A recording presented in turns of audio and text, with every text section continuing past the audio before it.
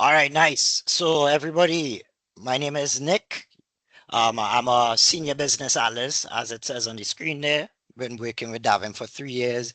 I'm also a proud father of three adopted cats. And if you all are lucky, maybe Jax might make a presentation today because she loves to interrupt me in the middle of a demo and mess with my keyboard.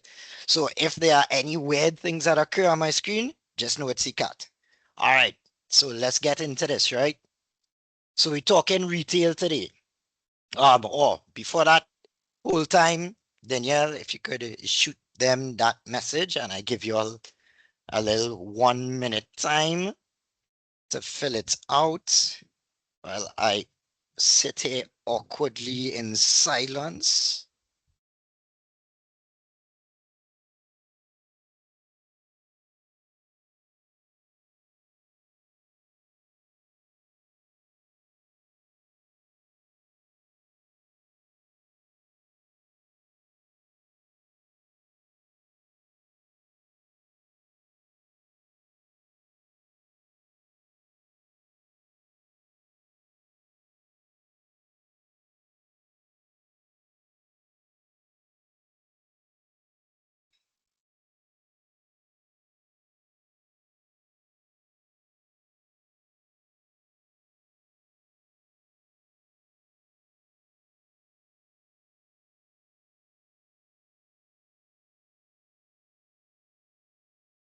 Hey guys, so while we wait for you guys to finish the session, I will announce the co-pilots session winners for those of you who did not see it. So for co-pilots, the lucky Amazon gift card winners are Ria Marinas and Javon Leacock. So those are the winners for our co-pilot session. Congrats, guys. You'll get that gift card in your inbox soon. All right. Well, I think that's enough time there. So let's start the show, right? Okay, so common challenges that clients have that lead them to speaking to me on a call during a requirements gathering is strain growth, the systems that you currently have, or the multiple different ones, or the single old legacy one is restricting your growth. It is not enabling your competitive advantage. It's not letting you move into new verticals. Disconnected systems, right? Part of the problem. Reporting limitations. You have disconnected systems. It takes umpteenth amount of hours to get the data into whatever is your reporting solution, all during which your data can get corrupted or bad data entry can occur. And while your outdated systems, you're coming close to end of life, such as GP, that's end of life is in 2029. Right. So retail, how do we address retail? Well, we partner with an organization called LS Retail. They've been around for nearly as old as I am. And they're all around the world. Their solution is one of, if not the top selling retail solution for the Business Central ecosystem. As you can see, they have 83,000 locations around the world. They have over 5,000 customers, and they're across a lot of different countries. All this tells you is that it's a really, really good product,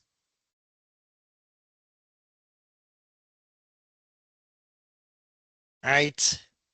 So it's a unified commerce system. So you would have heard it earlier, or at some point, our Business Central is a unified ERP because it gives you all the different modules from finance, sales, purchasing, warehousing, CRM, and the list goes on.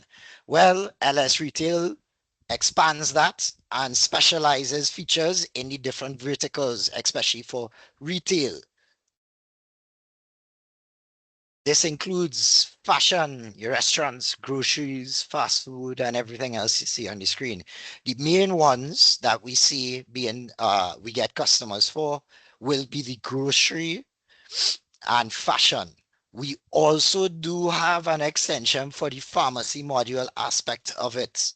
So it's really, really extensive. So some big players, IKEA, I don't know if anybody has been to IKEA in Europe, but they have become very popular not only for their cheap and uh, nice looking furniture, but also for their meatballs. Fun fact. Lush, if anybody's ever been inside of here, be careful because I get licks when my fiance goes in here. She spends all my money on these delicious looking soaps that you actually cannot eat, even though they do look like food. And then, well, we have Adidas, right? Very popular sportswear brand. So, how does LS Retail's product, LS Central, fit into this? Well, to take a little technical approach, simply put, it's built upon a Business Central. So Business Central is your foundational framework at the code level. And Microsoft has smartly built it in a way that allows partners such as LS Retail as well as Davin to then extend the code. So this is not an integration we're talking about here. There's no API here. We literally just change fields, add code, change the logic in the system to suit your competitive advantages in it, the different verticals you exist in. Right. Now, again, a bit more technical. This is the last highly technical part, but extremely important. This architecture. When we're dealing with SaaS, software as a product, LS Retail has its product in Microsoft's ecosystem, but that makes you reliant on internet, which we all know can drop, which we all know is not an option for a retail environment. You must be online or well, able to sell all the time, especially given the fact that a lot of our customers in the Caribbean region and maybe in the hurricane belt, you really, really need to have the ability to switch to offline. This is supported in multiple different ways. So as you can see here, we have our single offline point of sale standalone system. This is where each point of sale terminal has its own database and data is replicated from that database to the head office in SaaS as well as back down. How this replication occurs is using Azure Storage Services. I'm not going to dive too much into it, but it's worth mentioning. Right. An additional model you can use is the offline store server, right? This is where all your terminals are actually collected to a centralized database, right? So there's a beefy little store server you have there.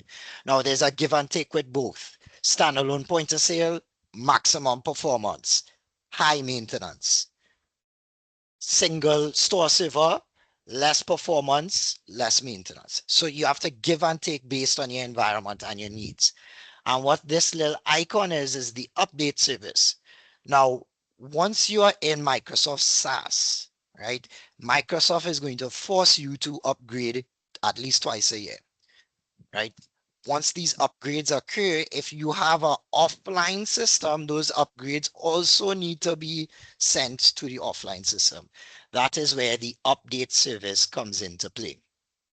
All right, and I'm going to leave you all there, and we're going to go more into the features of LS.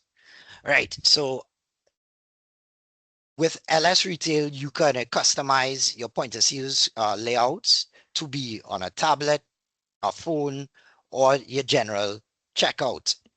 The reason why you could do this is that it allows you to now engage with customers on the floor and be able to add items to their baskets as you go along. So it gives you a lot of different flexibilities in the way you approach the sales process and customer engagement that allow you to stand out amongst your competitors.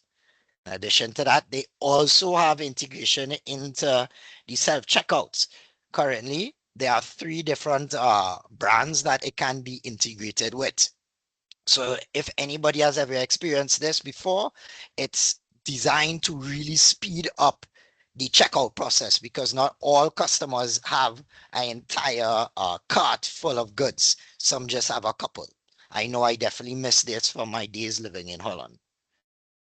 Lovely. Promotions and offers. So we have the full blown works of promotions I have never once encountered. a situation in which we couldn't handle some special discount offer promotion that a customer has requested. These promotions also can be triggered via loyalty. This is where your members come. This is when they could, redeem and earn loyalty points. We can also have triggers specific for your members. And e-commerce. We know this has been a buzzword since COVID days, and it continues to be a very important aspect that can, when implemented correctly, make you stand out above your competitors, right? For the LS retail, our preferred and recommended approach is to go with the Magento platform. However, it can also be integrated with Shopify as Business Central and Microsoft have an agreement with Shopify where the connectors for that come out of the box. The Magento does require a little bit of more work, but it allows you to way more flexibly modify your customer experience and tailor it to exactly how you want your customer to engage with your website. Once the orders are placed there, they will then appear in your point of sale, which I will discuss a little later. And likely the best feature, in my opinion, is the replenishment module. What this does, it analyzes the data overnight within your system, that be it your stock levels, your item sales, and other different parameters, and automatically overnight populates lines for recommended purchases for items per store. So this is going to significantly reduce the time it takes for your purchasers or buyers to populate and make decisions for purchasers. The system does it for you. Your buyers then wake up in the morning, go to the desk at home, review the recommended purchases, make their adjustments, and then create the purchase orders. And mobile inventory. What this is your RFID or little gun scanner that will assist your receiving and inventory staff for receiving goods quickly, as well as doing stock counts. So there will be a great amount of time reduction here, allowing you to do more stock counts and receive goods faster to get them on your store floor. Lovely. So bear with me for 1 second as I pull up my Business Central environment. Nice. So I have it up. So that's just so everybody know, we're dealing with SaaS in front of you here. Okay. So for those who weren't part of the Business Central demo earlier, this is our rule center, or as a bit more likely known as your landing page. So this rule center is tailored to the role within your organization. So here I have it as my replenishment. So as a purchaser or a replenisher or buyer or brand manager, whatever title they hold in your organization, I log on and I see this. My tiles allow me to drill down immediately into things that may need to be action, such as my purchase orders, right? So without having to navigate around the entire platform, I will be able to see immediately what needs to be action or addressed. Right. So let's start with the purchase replenishment module. After that, we're going to dive into the item a little bit, and I'm going to discuss the different elements of the item as well as show you the Copilot from Microsoft that allows you to generate marketing text. This will then be exported to your e-commerce site, and I'll talk a bit more about that. After we finish looking at one of the items, we're gonna run the point of sale and do a couple little transactions. All right, so let's dive into the purchaser rule. So I wake up in the morning, our jobs run automatically overnight, and bam, I'm recommended that I need to purchase milk and liters. But before we dive into this, let's talk a bit about the configurations and how you could design this module to suit you, right? So these templates here, all these do is allow us to edit or manage the nature of the items being populated. So I can assign my buyer ID, right? So when whatever purchase orders are created from this process will automatically have me attached it, right? We can also do transfers. So this replenishment module is not just purchasing, it could also transfer. So if you have a centralized warehousing location, you can have items purchased into the warehousing location and then have the system recommend transfers out to the different locations, right? Scrolling down here, we have all our different filters. So each template, what you can think of is going to be designed for the particular buyer. Each particular buyer is going to have their different scope in which they're responsible for. We define this by either the vendor, the division, item, category, retail, product group. That's your item taxonomy. So classifications are your items. Store group. So maybe somebody is responsible for the stores in the west of the country and another person in the east. We also have seasonality. So Christmas, Easter, Halloween, all those things can, a carnival time, can be built into these templates to allow you to manage it in a more, granular level, as well as the ABC amount, which is your sales, quantity of sales, and your ABC profit. This is a really, really nice feature that is applicable for both purchasing as well as inventory. You focus on your A products, make sure those are purchased first.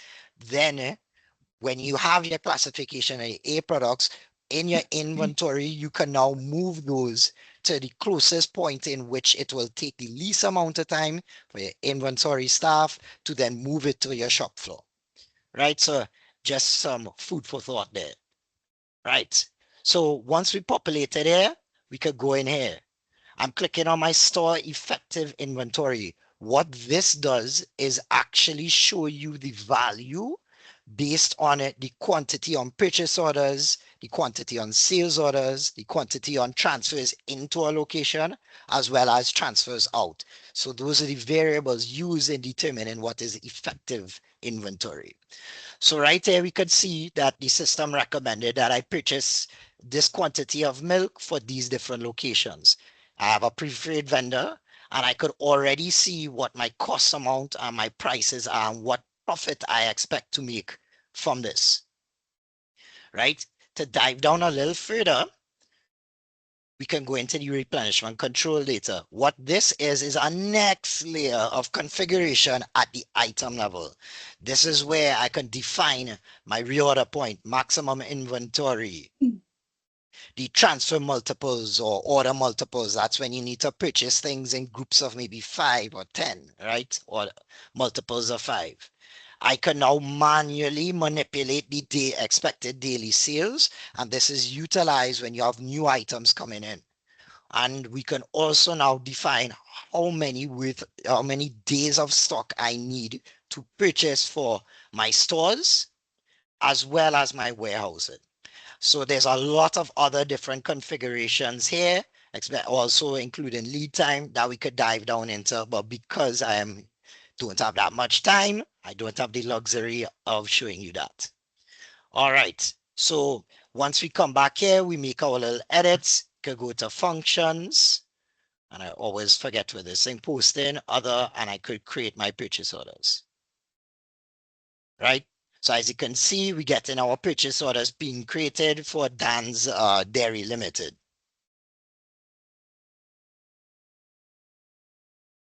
All right, so I'm gonna just grab up this number one time here. And now we're gonna dive into our purchase orders. All right, search for my purchase order, and here it is.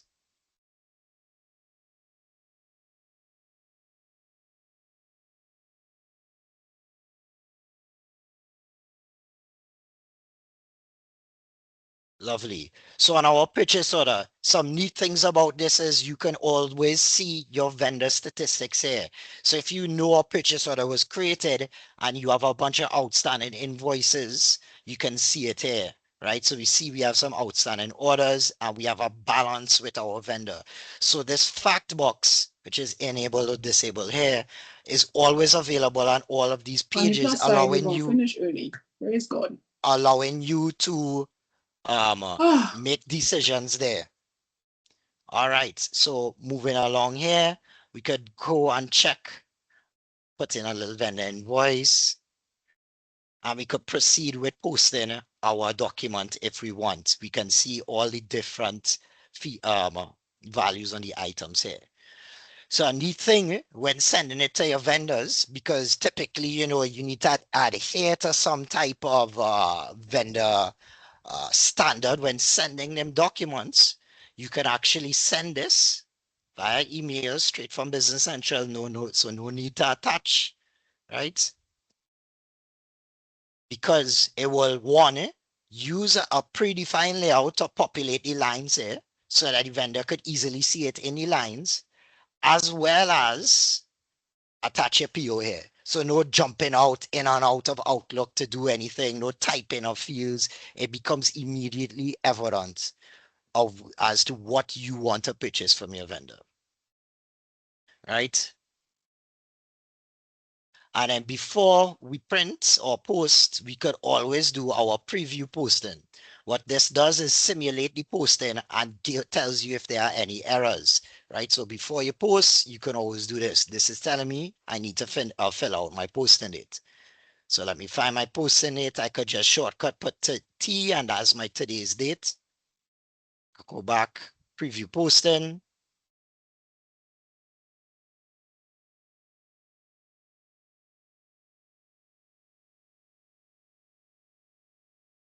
Lovely. And what we get here is what will be the resulting financial entries that are created from posting this document.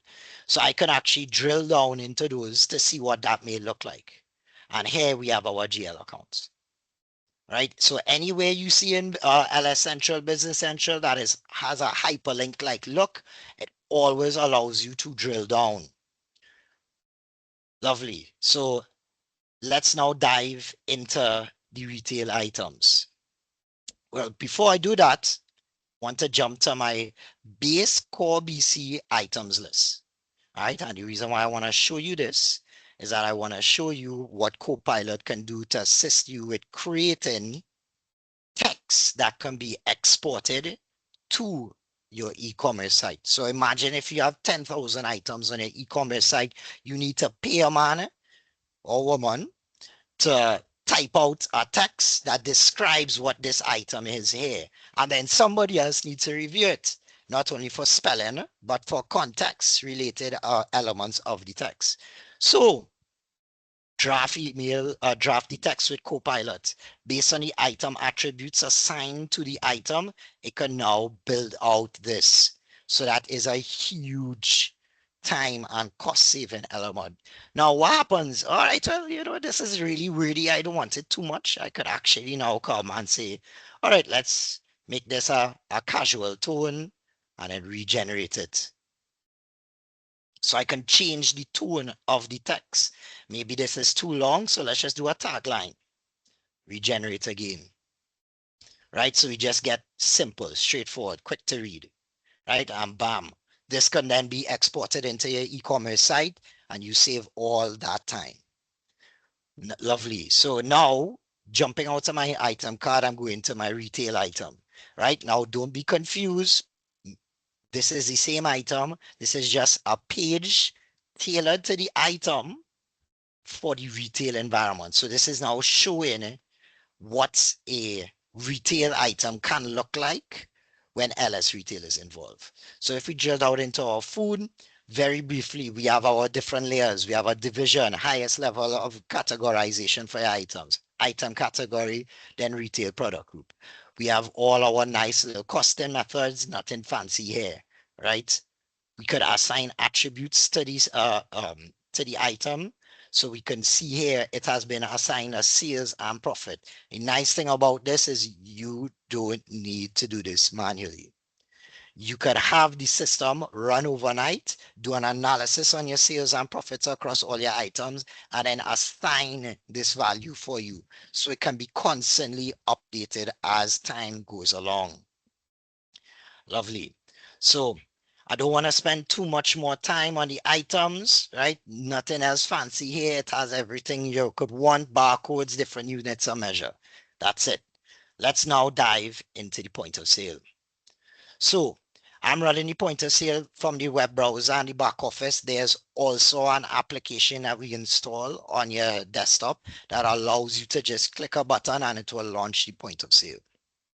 So we're logging in. I have some shortcuts here that I'm just going to demonstrate how flexible the layout of the point of sale is. So you can visualize how you can change it to suit the environment, right? As well as the customer experience, because maybe you have a customer facing point of sale, you know? That's a very applicable when you have the self-checkout. So I could jump into Leopold. The only reason why I like this is because my favorite color is blue, and as you can see, it has a lot of blue, right? But to show you how dynamic it is, we could jump out here and we could go to one that's maybe tailored for the supermarket, right? Completely different. So again, whatever layout you want, you can probably get here. I have yet to encounter a situation in which I've not been able to design a point of sale layout to suit customers' needs. Right, lovely. So from here, we're just gonna pretend that I'm scanning some items and I don't have a barcode scanner in front of me, right? And we're gonna start activating some of the discounts, right? But before we do that, let's add a member, right? So member comes in, beep, scans a little loyalty card, right? And they add it to the transaction.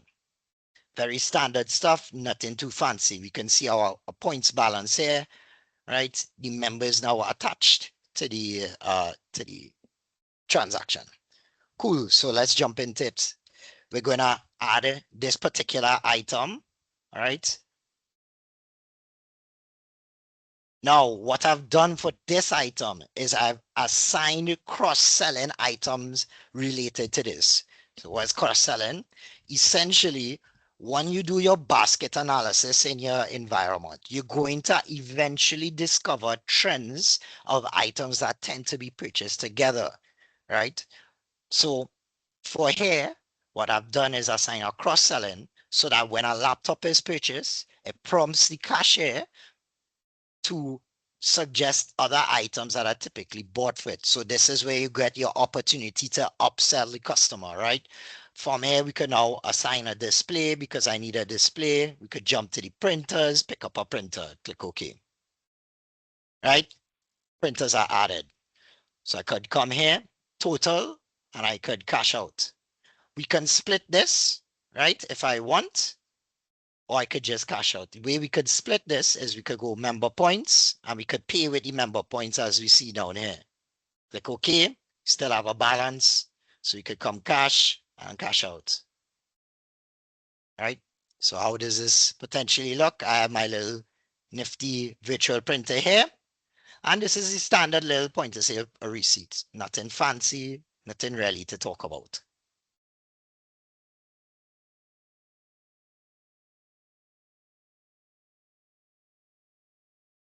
All right, bear with it while it continues to print the second slip.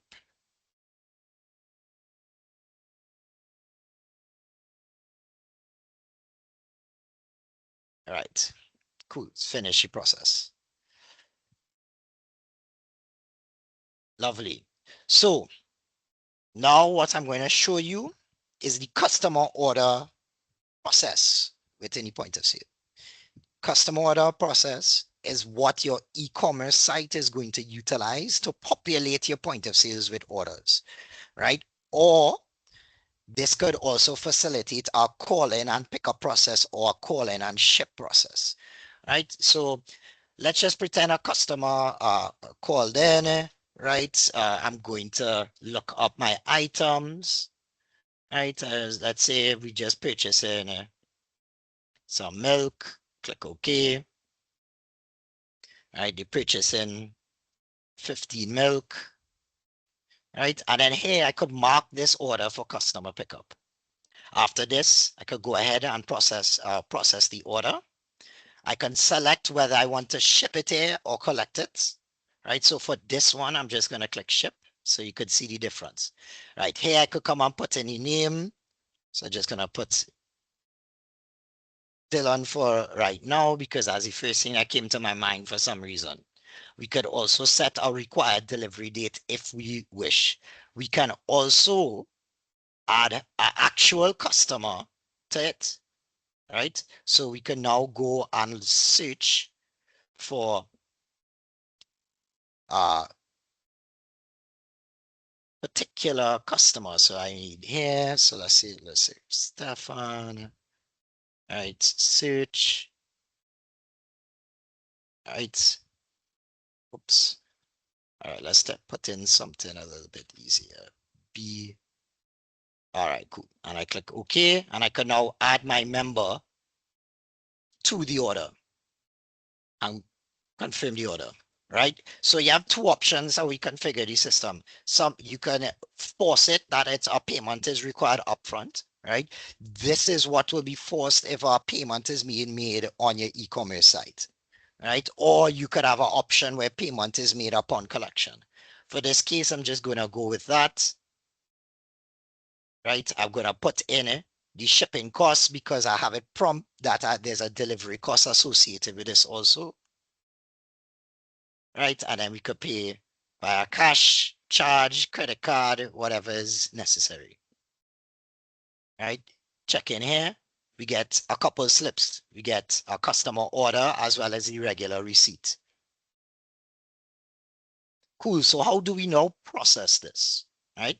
So I'm the cashier. Somebody comes. I'm like, all right, well, I came pick up.